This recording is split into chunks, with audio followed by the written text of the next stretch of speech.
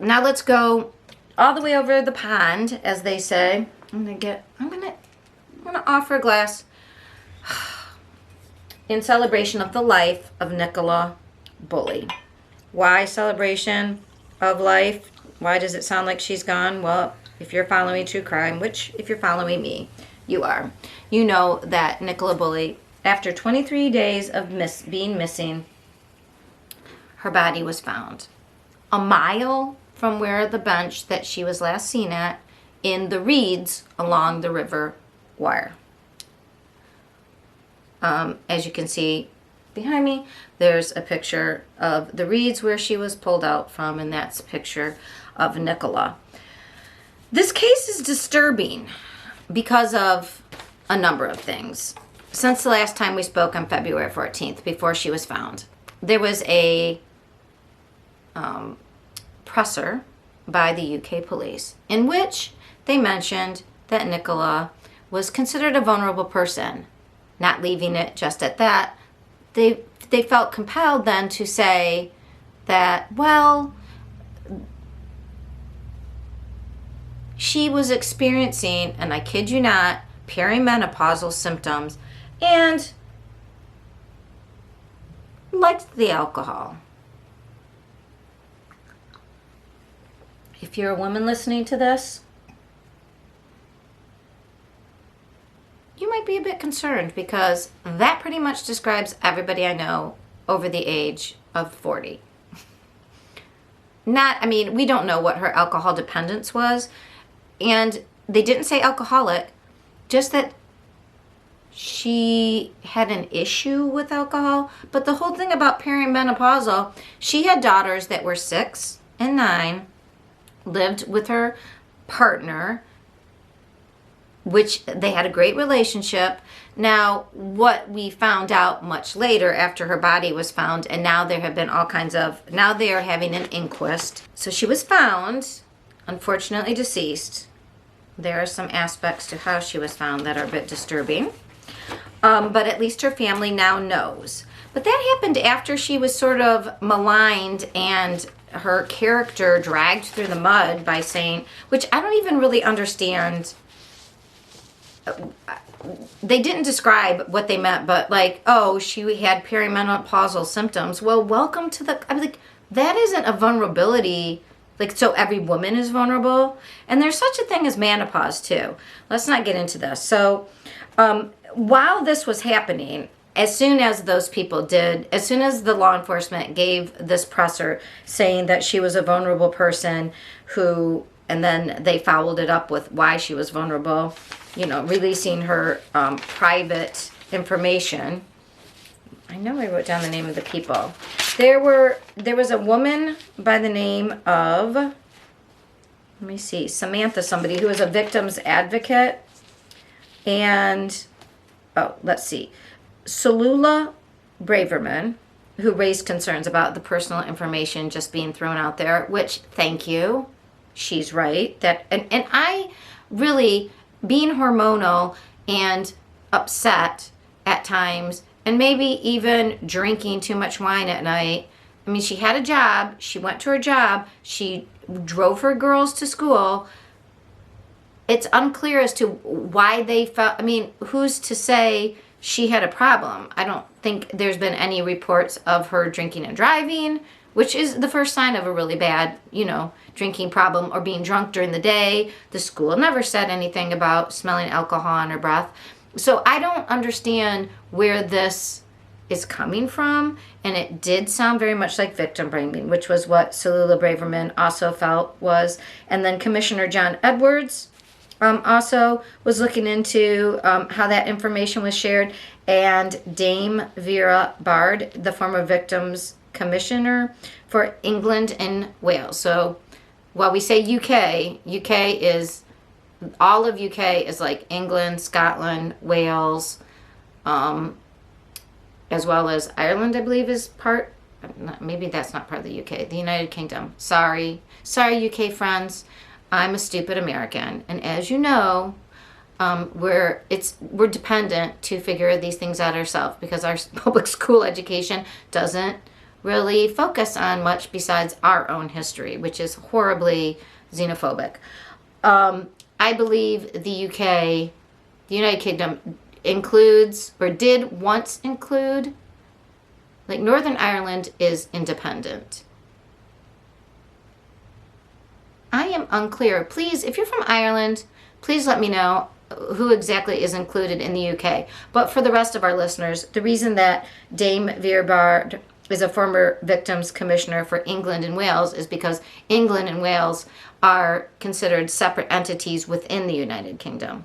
Lots of times Americans think England is the UK, and that's not true. The United Kingdom is larger. Just like Michigan is part of the United States, England is one part of the United Kingdom, if that makes sense. But anyways, so 3 people in positions of authority or past authority have spoken out to say, like, what are you doing? Why are you saying this? And it did seem, so that happened on the, let's see, on the 15th was when the LA held their big presser. And were they trying to say, like, look, we, like, leave, there was intense pressure. We know that this case was under intense scrutiny by all kinds of true crime people. It took on this was like England's, this is the UK's version of Kylie Rodney or Gabby Petito or Susan Morphew. It was that big. And so did the local constables, did they feel pressured? St. Michael's on Wire in Lancashire is a very small area. It is not like London. It's not Scotland Yard.